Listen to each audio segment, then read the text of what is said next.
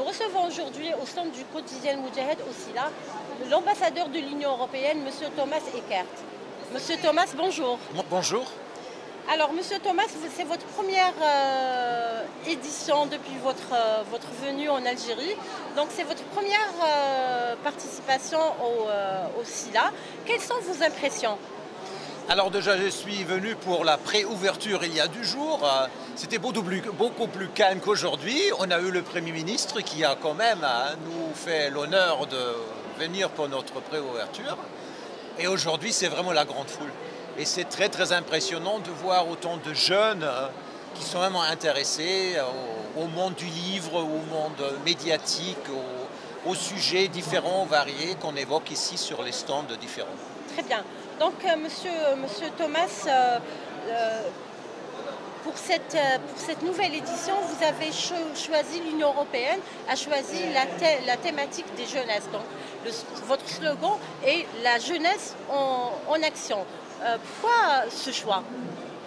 Alors, il y a plusieurs raisons. Déjà, surtout en sortant de la crise du Covid, je crois qu'il faut vraiment penser à la jeunesse parce que ce sont les jeunes qui étaient tellement empêchés dans leur choix de vivre depuis 2 ans qu'il est vraiment temps de aussi donner aux jeunes une liberté de lire, pas uniquement de vivre et de lire, ça c'est très important. L'Algérie est une société très jeune, avec beaucoup de jeunes, et notre avenir c'est les jeunes en Europe et aussi en Algérie.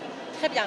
Donc justement, Monsieur Thomas, l'Union européenne participe à cette 25e édition avec un programme très riche et diversifié. Est-ce que vous pouvez nous donner plus de détails au sujet de ce programme? Alors je vais déjà commencer avec notre propre livre parce qu'on vient de sortir aussi un livre propre comme délégation. Ce n'est pas quelque chose qui arrive très souvent.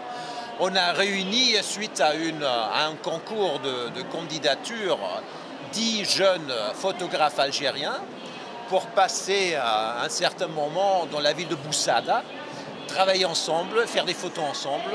Et le résultat de cette résidence très riche et très créative a été inclus dans un livre absolument fantastique. Je vous invite tous à regarder ce livre qui montre bien le regard des jeunes sur Boussada et sur la société d'aujourd'hui. Mais après, on a aussi beaucoup d'autres sujets. Je viens de participer à des rencontres euro-maghrébines. On va revenir sur ça. Ça, c'est très intéressant. On va revenir sur cette question.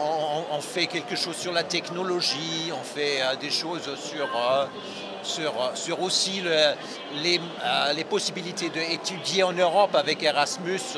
On a beaucoup de lectures des écrivains européens qui vont venir exprès de l'Europe pour présenter un peu des romans ou des pièces écrites. On a vraiment un programme très riche. Très bien.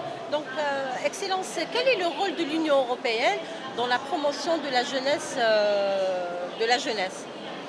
Alors, en Algérie, bien sûr? Oui, bien sûr. Je crois que l'Europe est vraiment à l'atout de réunir une grande diversité culturelle. Ici, on utilise beaucoup la langue française, mais il y en a aussi d'autres langues qui sont très importantes pour l'Union. Moi, je suis allemand, alors je suis germanophone au début. Mais il y a l'italien. Cette année, l'Italie, c'est le partenaire spécial. Il y a l'espagnol. On a aussi des auteurs de la Suède, du Pays-Bas, du Danemark, de la République tchèque. Et il y en a d'autres. Les langues et les littératures différentes et variées sont quand même une grande richesse. Et je crois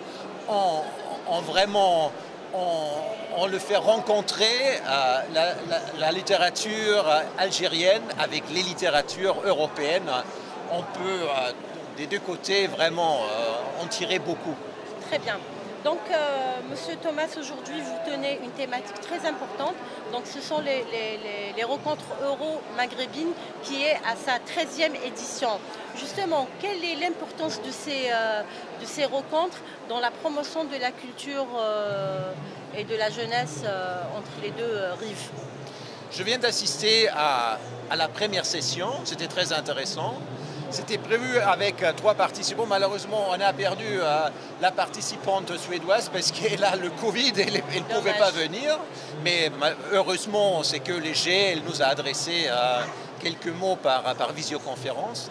Mais c'était un échange entre une écrivaine espagnole et un conteur algérien. Et pour moi, c'était extrêmement enrichissant de un peu faire la comparaison entre les regards sur les contes. Les contes dans les traditions différentes, dans la tradition algérienne, dans la tradition espagnole, dans d'autres traditions européennes. Et qu'est-ce qui représente les contes? Pas uniquement pour les enfants, mais aussi pour les adultes, pour une culture au large. Des réflexions absolument, comme je disais, enrichissantes et pertinentes. Très bien. Donc, monsieur Thomas,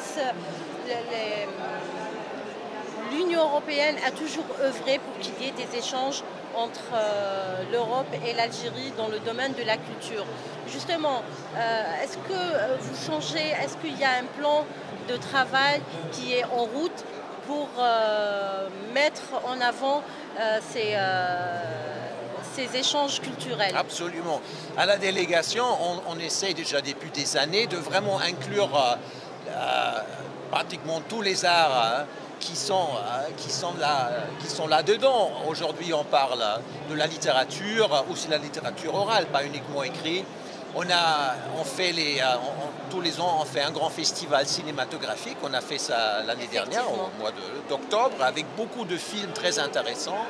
Il y aura le festival de la musique est aussi très important. Et il y en a plein d'autres choses. Inch'Allah. Je vous remercie, Excellence, de votre précieux temps. Et nous vous souhaitons un bon séjour au SILA 2022. Merci beaucoup pour votre intérêt et bonne lecture et bonne continuation avec ce salon extrêmement important. Merci beaucoup, Excellence.